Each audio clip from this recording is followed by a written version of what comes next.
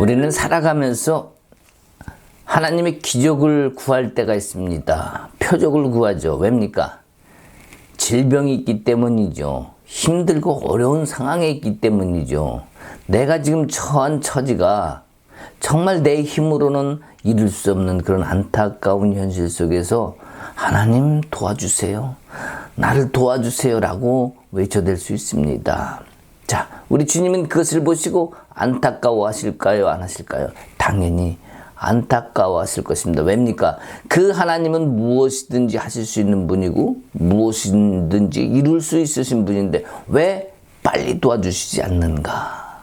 자, 오늘은 우리가 말씀을 통해서 우리가 하나님의 표적을 구하는 사람들, 과연 그 사람들 속엔 무엇이 있었으며 하나님은 어떨 때에 기적을 일으켜 주시고 우리에게 표적을 주시고 어떤 때에 응답을 안 하셨는지, 왜 그런 일이 벌어졌는지 우리가 깊이 생각해보는 이 말씀의 귀한 시간이 되기를 소망합니다.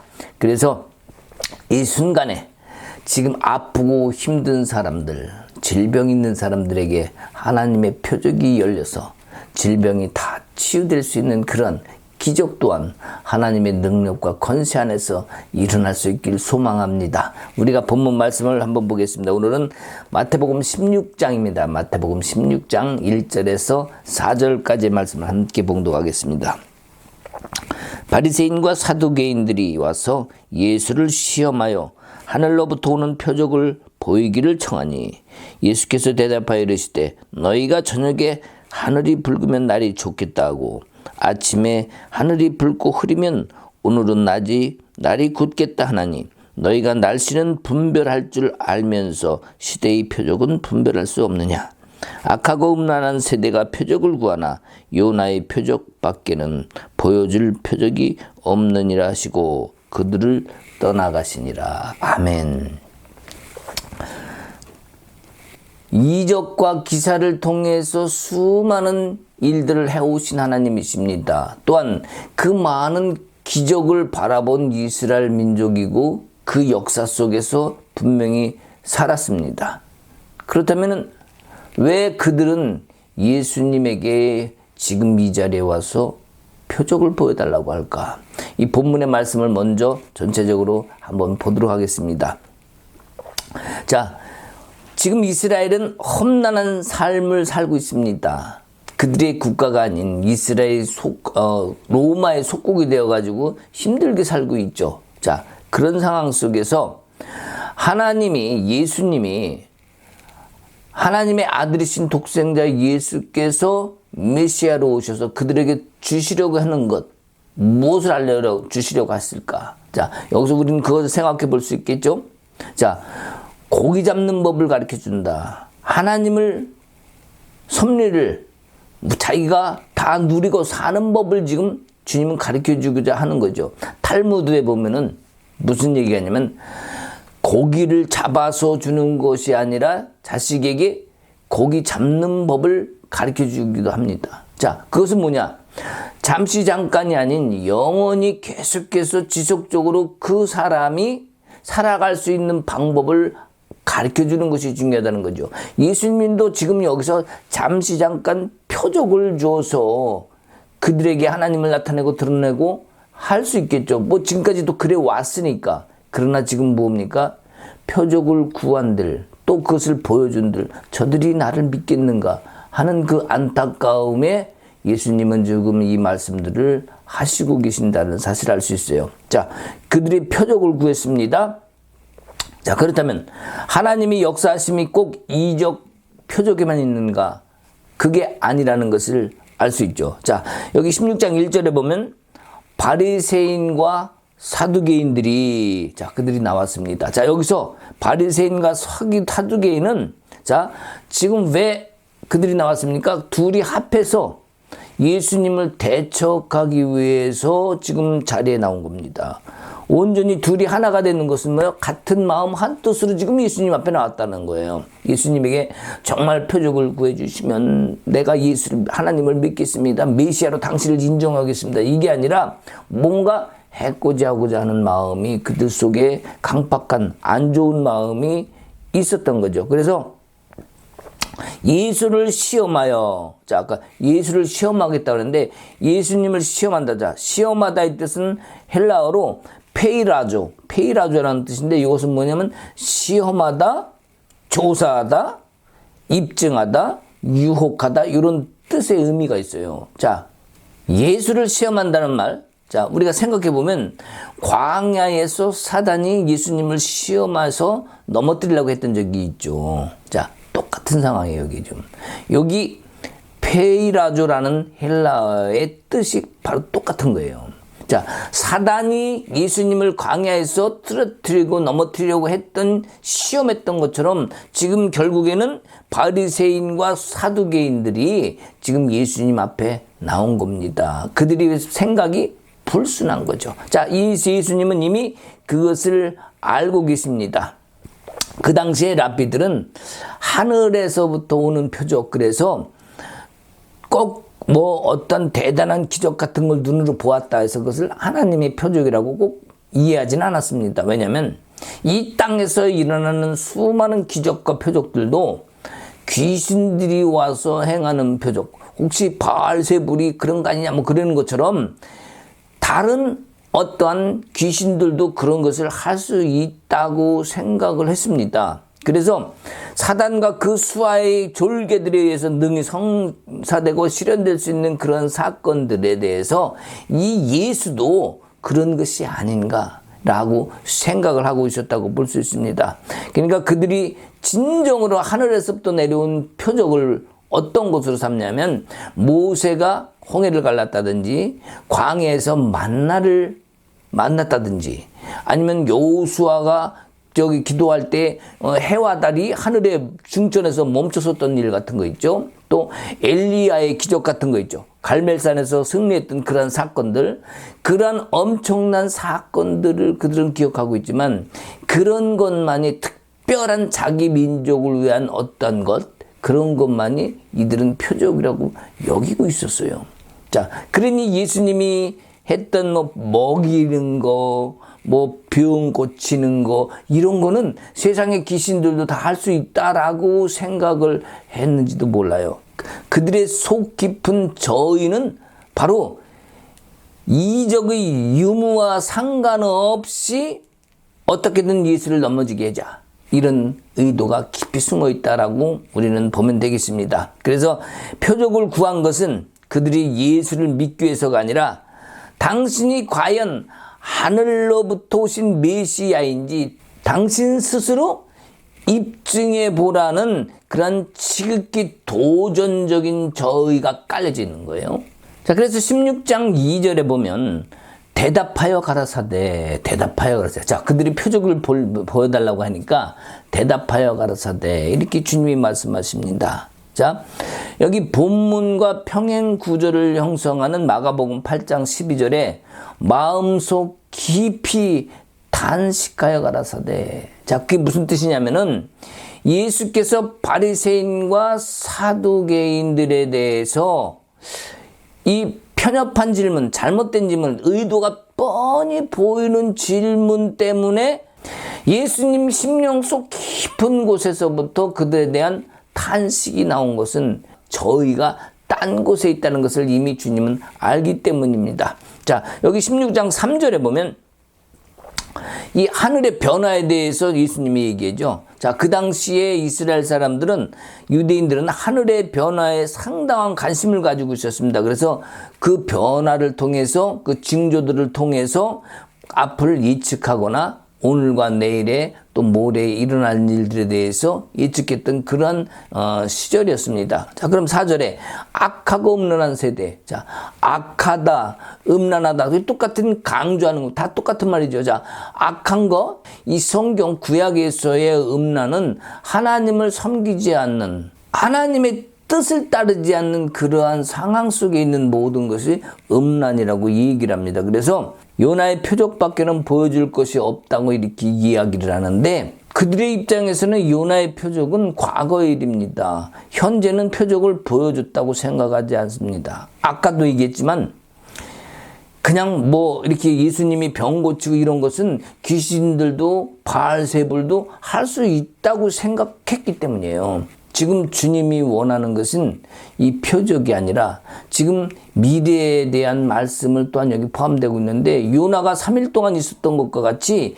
이 예수님 자신도 3일 동안 죽으셨다가 살아날 것을 지금 강력히 암시한 장면으로서 분명 결정적인 표적을 제시하신 것인데, 그들이 미래형이기 때문에 깨닫지 못하고 있는 것뿐입니다. 주님은 분명히 미래형에 대해서 지금 미리 말씀하고 계신 거예요.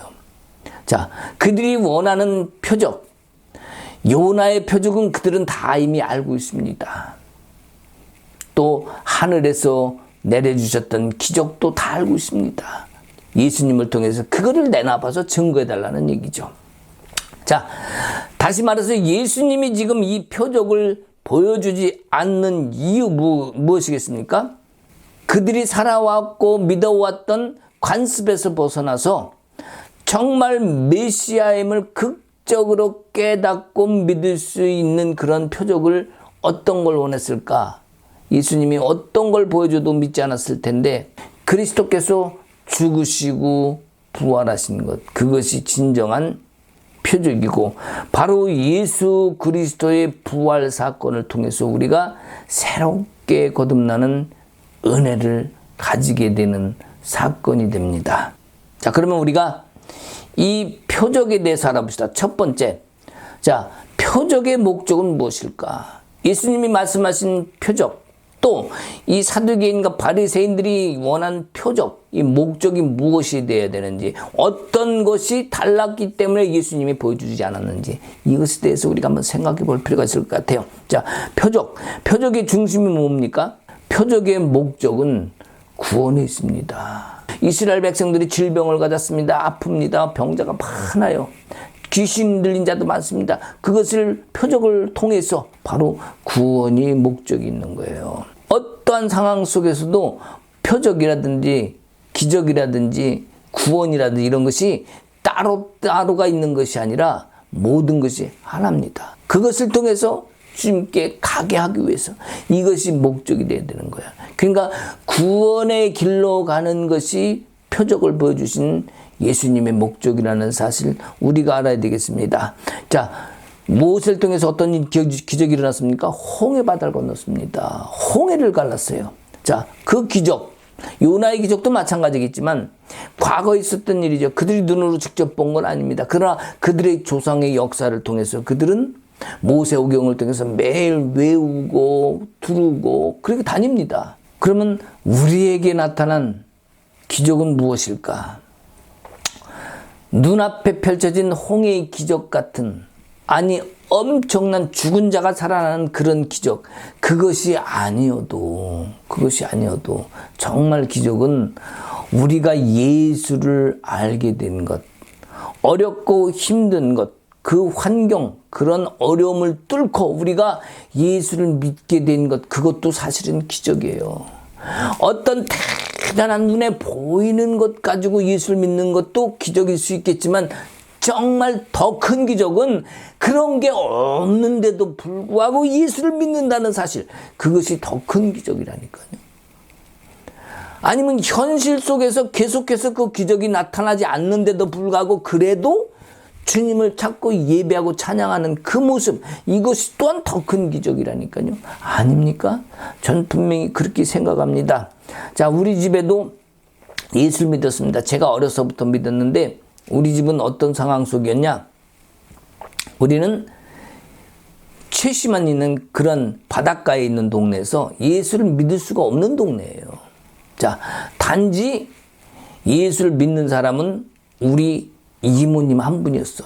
그때 옛날에 간증한 적도 있습니다만, 순복음교회 다니던 우리 큰 이모가 매일 올 때마다 기도하고, 오면은 밖에 울타리 밖에 빙빙 돌으면서 기도를 하고, 땅 밟기 그런 거 했던 것 같아. 자, 어쨌든 그 과정 속에서 우리 누님이 눈이 아팠어요. 눈이 아파서 눈이 멀게 됐어. 병원에서 고칠 수가 없다는 거예요. 그때에 부흥회를 참석을 해서 누가 거기 가면 날 수 있다고 얘기를 한 것 같아. 그래가지고 부흥회를 참석했는데 정말 눈이 나은 거예요. 야, 이것이 표적이죠. 기적이죠. 예수를 믿었습니다. 수많은 사람들의 핍박이 있었어요. 왜? 거기는 바닷가는 맨날 무당이 굿하고 항상 그 바닷가 같은 경우에는 그런 게 있잖아요. 미신 믿는 거. 자, 그런 집성촌 사이에서 우리 집만 교회를 다닌다. 예수를 믿는다. 손가락질이 얼마나 심했겠습니까? 자, 그 과정 속에서도 어쨌든 우리는 그때부터 교회를 다니기 시작한 거예요. 내가 어렸을 때죠. 자, 그 과정 속에서 힘듦 속에서 그것을 역경을 뚫고 예수를 믿는 것 자체가 나는 기적이라고 생각합니다. 또한 그것을 통해서 하나님이 인도하셨음이 있겠습니다만 어쨌든 많은 사람들은 내가 예수를 믿게 된 배경에는 다양한 이유가 있겠습니다만 주님 앞에 나온 것, 이것도 우리는 감사함으로 여겨야 되는 것. 바로 그것이 뭐예요? 주님이 나를 향하신 기적이라고 우리는 봐야 됩니다. 여러분도 분명히 각자 다양한 이유가 있을 줄 압니다. 자, 오늘 여기 14장에 보면은요, 오병이어의 기적을 일으킨 적이 있어요. 그죠? 생명의 떡, 하늘의 떡을 주십니다. 없던 것이 드러났어요. 물고기 2마리하고 떡 5개가 기적을 일으킨 거죠. 자, 여기 15장에 보면 또 7광줄의 역사도 또 있습니다. 12광줄이 남았는데 여기 또 7광줄의 역사도 15장에 또 있죠. 자, 여기 16장 9절에서 11절을 보면은요, 뭐라고 말씀하시냐면은 이런 기적을 보여줬는데, 그러한 표적이 있는데 너희가 아직도 깨닫지 못하느냐 이거예요. 기적을 보여준 이유에 대한 알지 못하는 안타까움에 예수님의 마음에 여기 나타나 있는 거예요. 아니, 이렇게 나타내줬는데 그래도 몰라? 이것이 하늘의 기적 아니겠어? 만나를 광야에서 이스라엘 백성에게 준 하나님의 그런 기적과 오병이어의 기적, 이런 것들이 뭐가 다르는 거죠? 그렇게 보여줬는데도 표적을 또 내놓으라고? 이러는 예수님의 마음의 안타까움이 여기 나타나 있는 겁니다. 주님의 모든 역사는 구원에 모여져 있다고 아까 얘기를 했는데, 그러면 이 사람들은 구원받을 자격이 있다는 거 없다는 거예요? 없다는 거죠. 믿지 않는 자는 구원받을 자격이 없다는 거예요. 표적을 나타내 준 이유가 구원을 주기 위함인데 그것을 믿지 않는 바리새인과 사두개인은 구원받을 자격이 없다는 것과 똑같습니다. 그런 마음에 예수님의 안타까운 마음이 여기 나타나 있다고 볼 수 있습니다. 우리에게도 같을 것 같아요. 살아계신 하나님을 확인하려고 하는 그런 마음, 표적을 구하는 마음. 주님, 병을 고쳐주시옵소서. 주님, 물질이 필요합니다. 물질을 주시옵소서. 우린 수많은 이런 기적을 구할 수 있어요. 왜? 살아가면서 힘드니까, 어려우니까. 하나님은 할 수 있다고 하시니까. 중요한 것은 표적을 구했는데도 불구하고 안 주시는 이유는 무엇일까? 여기 사두개인과 바리새인이 했던 표적을 구한 것과 똑같은 이유일 수도 있습니다. 무슨 얘기냐? 예수님이, 하나님이 내게 능력을 보여주시고 권세를 보여줬어요. 자, 그랬더니 할렐루야, 믿습니다. 그러나 좀 있다가 바뀝니다. 에휴, 우연히 된 거였겠지. 그리고 신앙의 길에서 떠납니다. 옛날에 함께 기도하면서 췌장암 말기였던 사람이 치유받은 적이 있었어요. 할렐루야, 주님이 하셨습니다. 병원에서 도대체 뭘 하고 왔느냐고, 어떻게 된 거냐고, 기적이라고 신이 났습니다. 엄청났습니다. 그런데 6개월이 지나니까, 아니 6개월이 아니죠, 한 1개월 지나니까 예배를 안 드려. 함께 기도합시다. 안 나타나. 이러면 안 되는데 6개월 후에 결국에는 전화가 옵니다. 암이 재발했다는 거예요. 우리가 이런 상황 속에 살 수 있어요. 기적과 표적을 줬음에도 불구하고 하나님을 끝까지 믿지 않는, 물론 표적을 구하고 그것만 구하는 사람들도 있습니다. 내가 무슨 능력을, 사역자로서 대단한 것을 내가 느끼고 해야만 하나님이 또한 성도들이 뭔가 대단한 것을 한 것처럼 느끼게 하기 위해서 표적을 구할 수도 있습니다만 실제로 우리 삶에 수많은 기적들을 보여줬음에도 불구하고 하나님을 떠나는 사람들이 엄청 많습니다. 결국 표적이 목적이 되면 안 된다는 얘기죠. 하나님을 구하고 하나님을 믿는 목적이 기적을 이루기 위해서 하는 것이 아니라는 얘기죠. 왜냐? 세상에는 결국 내가 원하고 힘든 것을 문제 해결을 위한 것이 아니라 주님께로 더 가기 위한 것이 돼야 되는데 주님을 더 믿게 하기 위함이었는데 또 실제로 그 기적과 표적이 없어도 아까 얘기한 것처럼 순전한 마음으로 주님을 바라보는 마음이라면 주님이 원하는 것을 안 해주실까요? 달라고 얘기 안 해도 갖다 주실 거예요. 구하지 않았는데도 갖다 놔주고, 그죠? 고쳐달라고 얘기 안 했는데도 고쳐주실 거란 말이죠.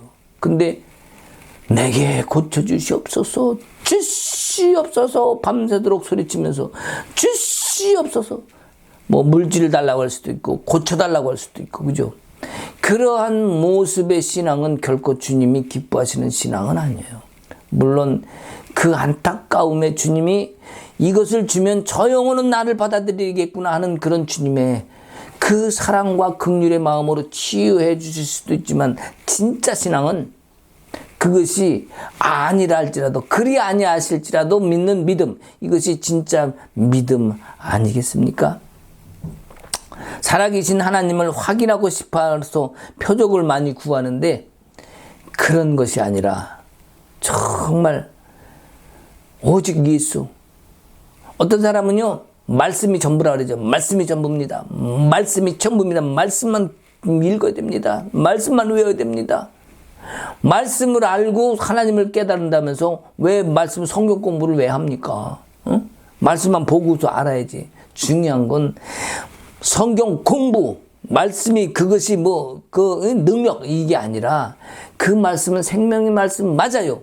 그러나 내 심령 깊은 곳에서부터 기경되어 나온 주님을 경외하는 그 마음 중심, 그것을 주님은 받으신 후에 우리에게 원하는 것도 주님이 이루어주신다는 사실을 알아야 되겠습니다.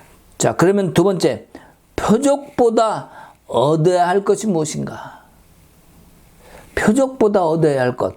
자, 우리 살아가면서 영원히 살아있다 이게죠. 영원히 살아있는 자는 어떠한 세상에서 나를 위한 어떤 주님의 능력과 권세가 나타나기보다 예수의 강림을 구합니다. 주님이 내 안에 오시기를 구합니다. 자, 여러분, 표적을 구하는 사람과 귀신이 나가기를 막 하는 사람과 주님 오시옵소서, 주님을 구합니다. 어떤 것이 더 현명한 방법이고 어떤 것이 더 쉬운 방법일까요? 한번 생각해 보시기 바랍니다. 어떤 힘든 일이 있다 할지라도 주님 표적을 기적을 일으켜 주시옵소서, 이것보다도 주님이 오시면 그 힘든 일도 주님이 담당하십니다. 그러면 여러분, 내 질병과 귀신을 쫓아버리는 것이 목적이 되어야 되는 것이 아니라 주님을 구하는 것이 목적이 되어야 돼요. 이것은 성경 전체를 봐도요, 변치 않는, 변할 수 없는 진리입니다. 그렇지 않습니까? 그 어떤 세상에 소중한 것도 모든 것은 예수 아니면 안 되는 거예요. 우리 주님의 이름을 빼고 다른 것을 해놓은 것은 결국 세상 것이고 결국 예수가 아니면 사단이죠. 뭐. 그렇지 않습니까?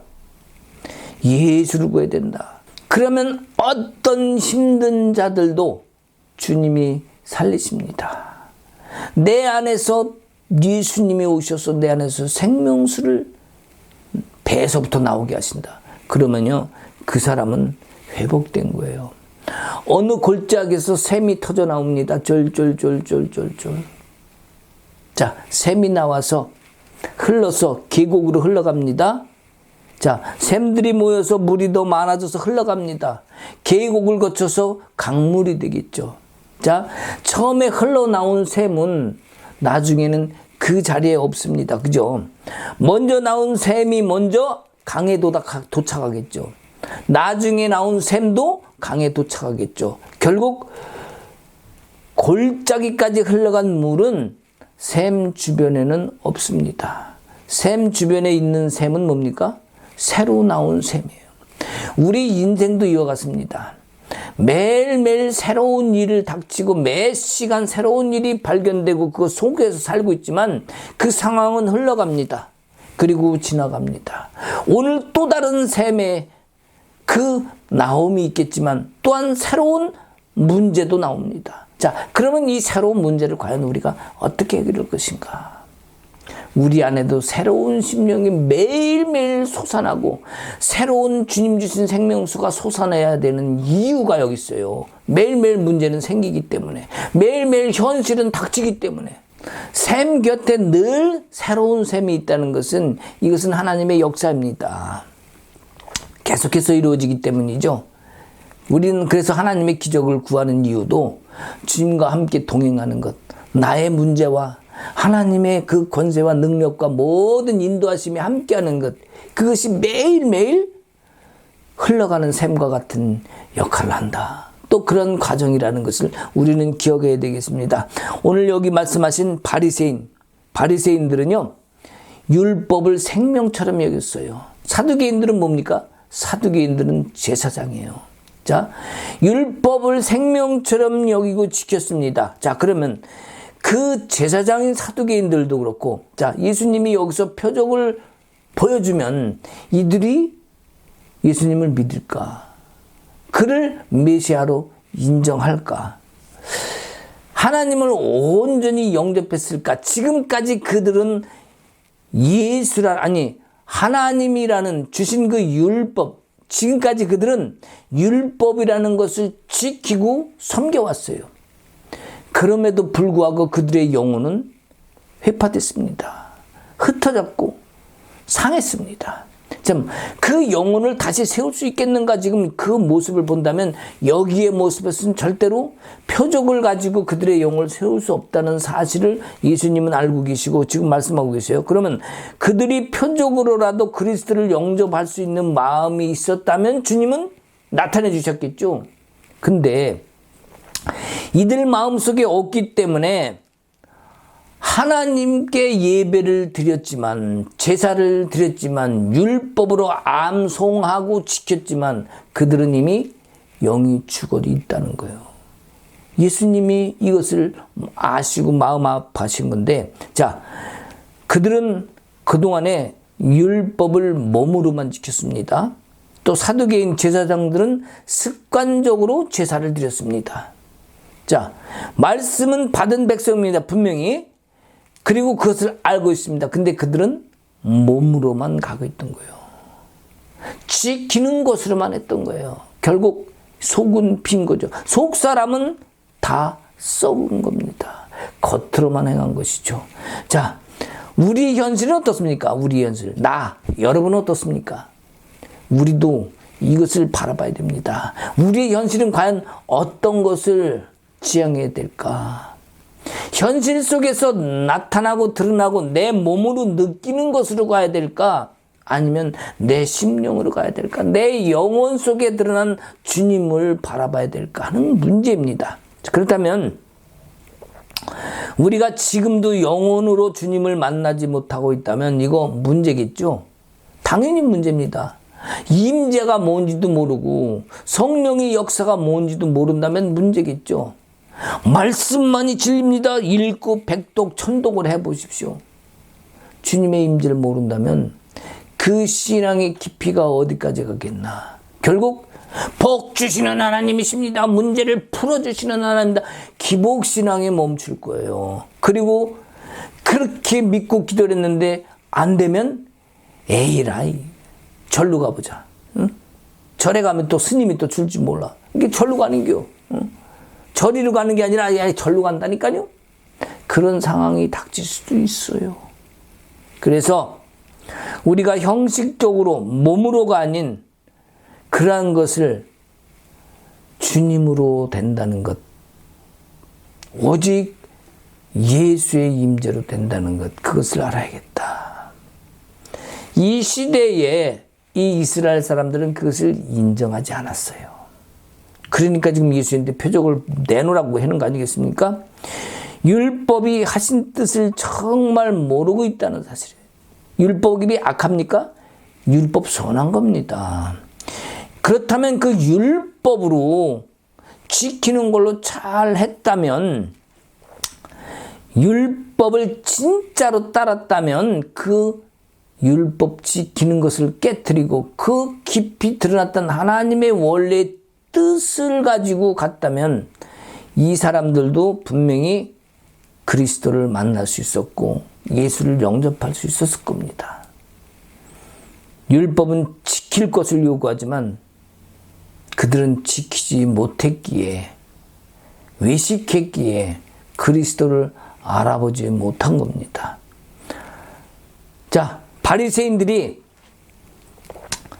주님 앞에 나왔을 때에 그동안 행했던 주님의 모습들을 보고 내가 율법을 제대로 지키지 못했습니다라는 고백, 자기들이 외식한 거 다 알잖아요.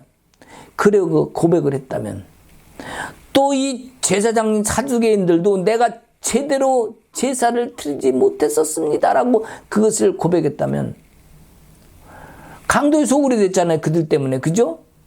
양을 갖고 오면 이거 저기 흠이 있다 해서 새 양을 팔아먹었잖아요. 그거 다 돈 받고 수많은 것을 장사를 했습니다.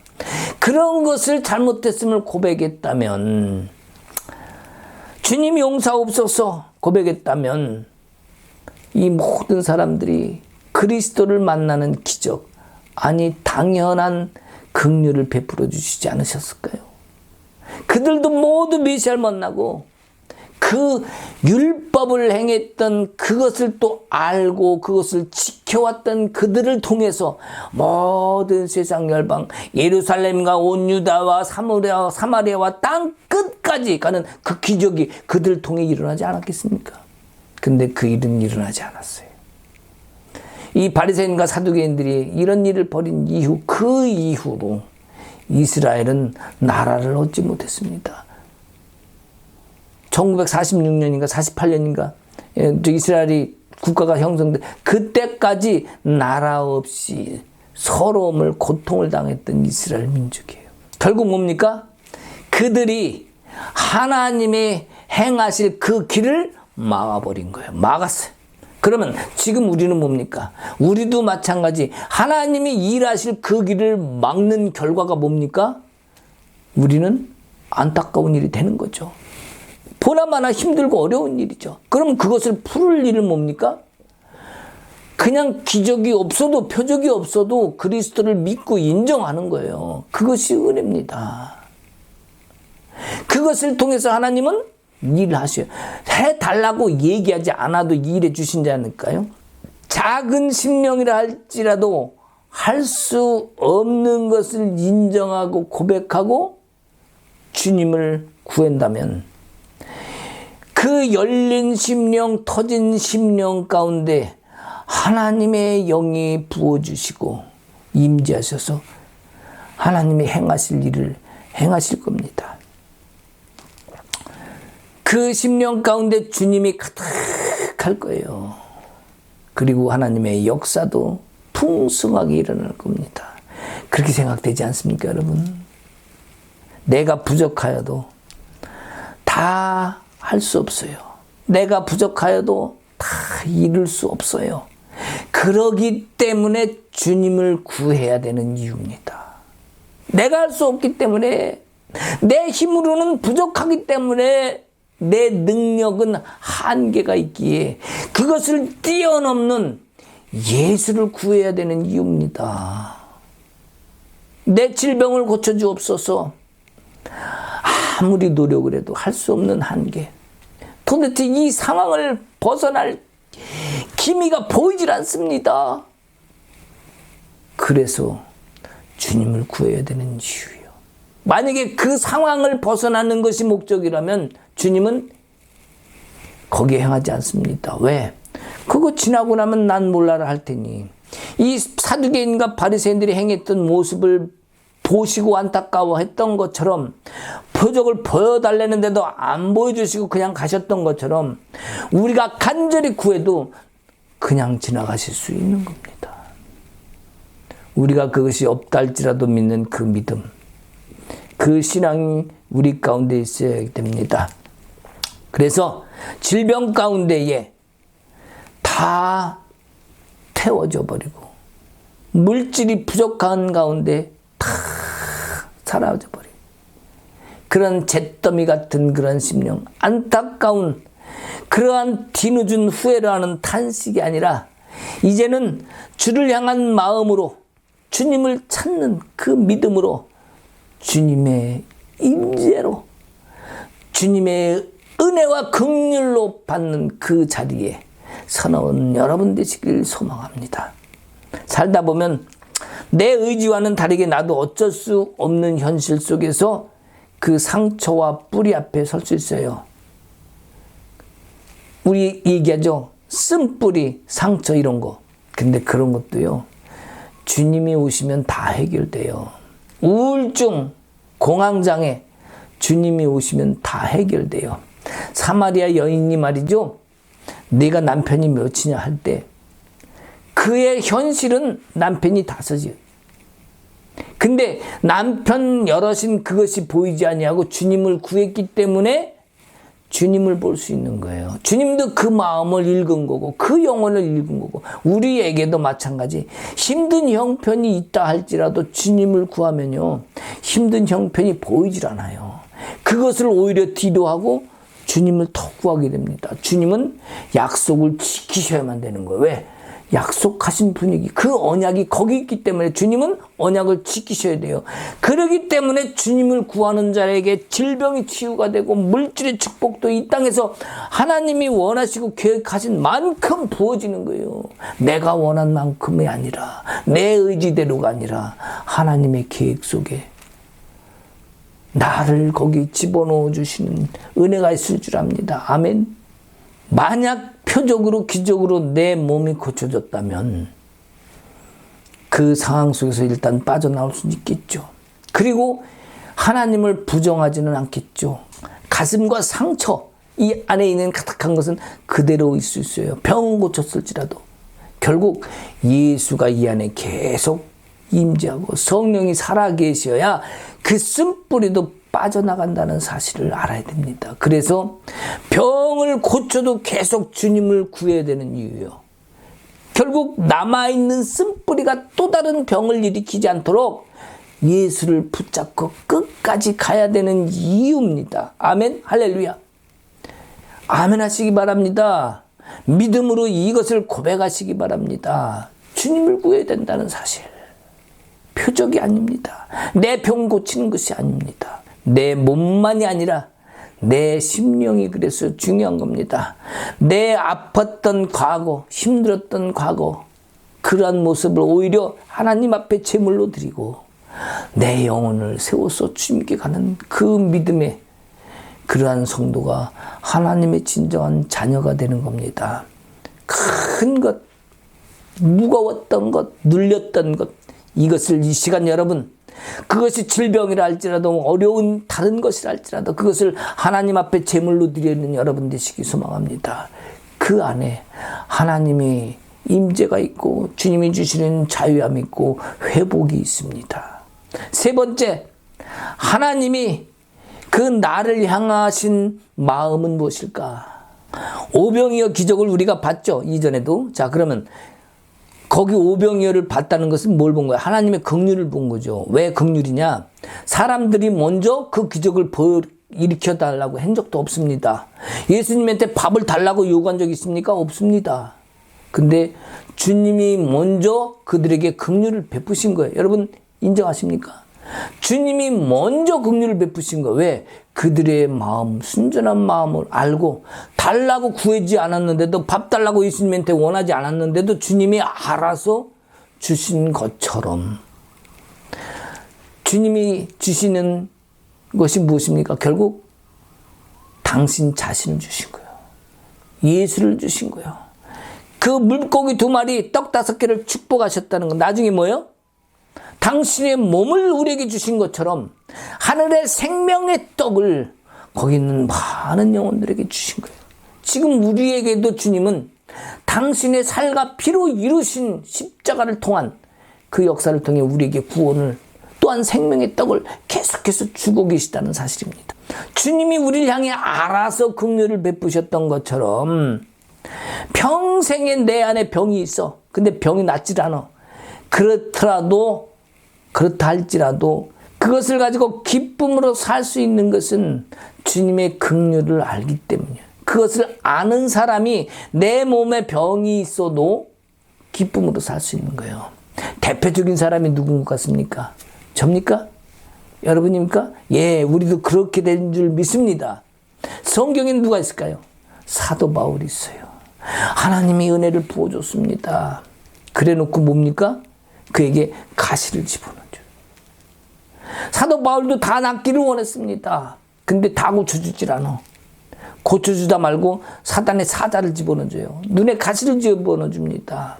사단의 가시 들어온 것 때문에 사도 바울에게는 사단의 빌미가 됐어요. 어떤 빌미? 다른 사람들로부터 아이고 야야 설교하다 말고 말씀 전하다 말고 떼굴떼굴 굴릅니다. 그게 뭡니까? 다른 사람들에게는 사단의 빌미가 된 거예요. 누구에게? 바울을 향해서 야, 네 안에 있는 귀신도 못 쫓아내면서 뭘 해? 라는 것이 뭡니까? 결국에 사단의 빌미가 된 거죠. 그걸 알면서도 주님은 빼내주질 않아. 자, 여러분, 지금 우리가 알고 있는 사도 바울, 또 그 시대의 사도 바울에게 복음을 전파받고 그 사도 바울을 섬겼던, 정말 주님을 섬겼던 그 사람들, 내가 알고 있는 사도 바울의 그 놀라운 은혜의 그 사도, 그것을 알면서도 예라이, 너는 사도는 무슨 귀신 네 안에 들렸잖아, 너는 부정한 자야 라고 여러분들 이야기할 수 있습니까? 사도 바울 안에 귀신이 들어가 있다고 너는 부정한 자요, 가짜 사도야 라고 말하겠냐는 거예요. 아무도 그럴 사람 없어요. 성경을 안다면 절대로 그럴 수가 없죠. 그렇다면 사도 바울은 어떻게 했습니까? 그것이 있음에도 불구하고 주님을 원망한 것이 아니라 오히려 더 그것 때문에 그걸로 인해서 주님을 더 구했어요. 끝까지 주님을 더 구합니다. 가시가 저주가 아닐 수 있다는 사실이에요. 내 아픔이 힘든 것이 저주가 아닐 수 있다는 거. 왜? 그거를 통해서 더 주님께로 갈 수 있는, 그것을 제물로 드려지는 그런 역사가 일어난다면 오히려 하나님의 축복은 더 커지는 거예요. 하나님의 긍휼의 역사는 내 안에서, 아니면 나를 통해서 다른 데로 흘러갈 수도 있고, 나를 통해서 다른 사람들을 회개시킬 수 있고, 다른 사람들에게 더 큰 은혜로 나를 통해서 하나님이 드러내고 증명해 줄 수 있다는 사실입니다. 이것이 또한 더 큰 은혜 아니겠습니까? 우리가 인생길에서 나를 그렇게 눈물 나게 했던 것들, 주님 왜 이렇습니까? 라고 나를 고백하게 하고 탄식하게 했던 그러한 것들을 통해서 주님은 나를 오히려 써주신다면 내가 그것을 오히려 이기고 나간 역사가, 하나님이 나를 통해서 하나님 나라의 역사를 쓰고 있는 거 아니겠습니까? 내가 비록 눈앞에 보이는 표적이 없어도 주님을 신뢰해야 되는 이유가 거기 있는 거예요. 하늘나라의 큰 축복, 하늘나라의 놀라운 상급, 그것이 나를 기다리고 있다면, 그것을 믿고 안다면 우리는 지금 당장의 눈앞에 보이는 현실로 씨름하면 안 되겠습니다. 율법을 지킨 그 사람들이 약한 것이 아니라 정말 그들이 주님을 부르고 살았다면, 그 심령으로 주님을 기다렸다면, 그들이 섬겼던 제사나 율법을 통해서 얼마나 하나님이 큰 일을 발휘할 수 있었을까. 우리의 신앙도 마찬가지입니다. 뭔가를 해야 된다, 지켜야 된다, 이것만 가지고는 결국엔 나중에는 외식하게 돼 있어요. 하나님이 나를 향하신 마음, 내게 요구하시는 것, 결국은 내 힘으로는 안 되기 때문에, 할 수 없기 때문에 주님을 구해야 된다고 아까도 얘기했습니다. 바리새인도 사두개인도 하나님을 찾지 않았기 때문에 하나님을 찾는 사마리아 여인에게 주님이 들어간 거예요. 유대인에게 들어가지 못하고 사마리아 여인에게 들어가셨던 주님, 우리에게도 똑같죠. 오병이어 기적이 일어났습니다. 12강주리가 남았죠. 7강주리가 남는 기적도 일어났습니다. 자, 그렇다면 우리 주님은 유대인에게도 주실 수 있고 사마리아인에게도 줄 수 있고 이방인에게도 다 먹여줄 수 있는 능력이 있다는 거예요. 지금 이 시대, 지금 이 순간에도 우리의 아픈 것, 배고픈 것, 부족한 것 다 채워질 수 있는 분이라는 사실입니다. 그러면 우리는 주님을 불러야 되겠죠. 주님을 내 안에 모셔야 되겠죠. 주님 오셔야 됩니다 라고 우리는 고백해야 됩니다. 내 잘못된 것들을 먼저 회개하고 주님이 오실 자리를 만들어야 됩니다. 12강줄이 7강줄이 남은 그 그릇의 숫자를 볼 것이 아니라 나도 그와 같은 풍성함을 남길 수 있다는 사실, 누굴 통해서? 예수 그리스도를 통해서. 우리도 그러한 빈 강주리에 주님을 담을 수 있는 그런 그릇을 만드는 그러한 신앙으로 살아야겠다는 것입니다. 오늘 이 표적을 구한 사람들, 이 사람들을 통해 우리가 깨달아야 될 것은 무엇입니까? 여러분, 다시 한번 강조합니다. 바리새인과 사두개인은요, 주님을 구한 것이 아니라 표적을 구했습니다. 그 표적을 주님이 드러내 또 나타내 주셨다 할지라도 그들은 주님을 믿지 않았을 것입니다. 주님은 그 마음을 아셨기 때문에 오늘 이와 같은 행동을 하신 것입니다. 주님이 진정 원하시는 것은 겉으로 드러나 보이는 기적과 표적의 역사가 아니라 나 한 사람의 심령을 통한, 또한 이 시대를, 또 이 나의 다음 세대를 이끌어갈, 나의 심령을 통한 세대를 이끌어갈 표적을 얻길 원하십니다. 바로 뭡니까? 그 표적이 부활하신 예수를 믿는 거예요. 십자가에 달리신 예수를 믿는 겁니다. 3일 만에 살아나신, 부활하신 그 소망을 가지고 살아가는 것. 내 눈 안에 큰 기적이 나타나지 않는다 할지라도 주님을 신뢰하며 살아가는 것, 그것이 진정한 표적이고 주님이 원하시는 겁니다. 뭔가 표적을 봐야만 믿겠다는 그런 마음이 있다면, 내 생각이 어떠한 것에 딱 그런 것에 고정되어 있다면 주님이 오셔서 나를 바꿔주시려고 해도 주님이 바꿀 수가 없어요. 왜? 주님과 나와 하나가 되어야 되는데, 내 영혼과 하나님의 영이 하나가 되어야 되는데 바꾸실 수가 없는 거예요. 그냥 지나칠 수밖에 없습니다. 주님의 넓이만큼 바꿔지기 위해서는 표적이나 증거가 없어도 주를 향한 내 영혼의 넓이가 주님만큼 준비되어야 돼요. 표적을 구하는 악하고 음란한 세대가 아니라 나를 붙잡고 있었던 것들을 오히려 제물로 다 드리고 이제는 그리스도를 통하여 샬롬을 얻겠다는 그런 믿음으로 내 영혼의 회복을 구하고 축복된 삶이 되시길 주님의 이름으로 축복합니다. 기도하십시다. 주님, 오늘 우리는 주님의 말씀을 통하여 어떤 세상에 나타나는 기적이나 표적을 구하는 자가 아니라 주님의 긍휼을 구하고 내 힘으로는 알 수 없기 때문에 주님이 필요하다는 것을 깨닫는 이 시간 되게 해주시니 감사합니다. 주님, 우리는 그 믿음으로 나아갈 때 주님께서 모든 것을 이루어 주시옵소서. 우리 안에 있는 질병, 주님 이 시간 주님을 구하는 그 심령들에게 주님 치유의 손길을 허락하옵소서. 물질적으로 힘들어하는 영혼들에게 주님 이 시간 주의 임재를 통하여 닫혔던 문들이 열리게 하시고 주님 풀어질 것이 풀어지게 하옵소서. 이 땅에서 매면 하늘에서 매고 이 땅에서 풀어지면 하늘에서도 풀어진다고 하셨습니다. 주님, 우리에게 다윗의 열쇠 같은 또한 그러한 능력을 허락하셨습니다. 예수로 이루는 것을 압니다. 열면 닫을 자가 없고 닫으면 열 자가 없다는 그런 주님의 약속된 말씀을 붙들고 나아갈 때 우리 안에 있는 모든 환난과 고통과 어려움이 이 시간 다 풀어지는 놀라운 역사가 일어나기를 예수 그리스도의 이름으로 선포합니다. 주님 감사합니다. 그 일을 행하신 주님께 영광을 돌립니다. 아멘. 이제는 우리 주 예수 그리스도의 은혜와 하나님 아버지의 크신 사랑과 성령님의 감화감동 교통하심과 역사하심이 이제 우리를 통하여 일하시고 어떤 표적이나 기적이 아니라도 오직 예수를 구하겠다는 그 믿음 아래로 나아가는 모든 성도들 위해 이대로부터 영원토록 함께 있을지어다. 아멘.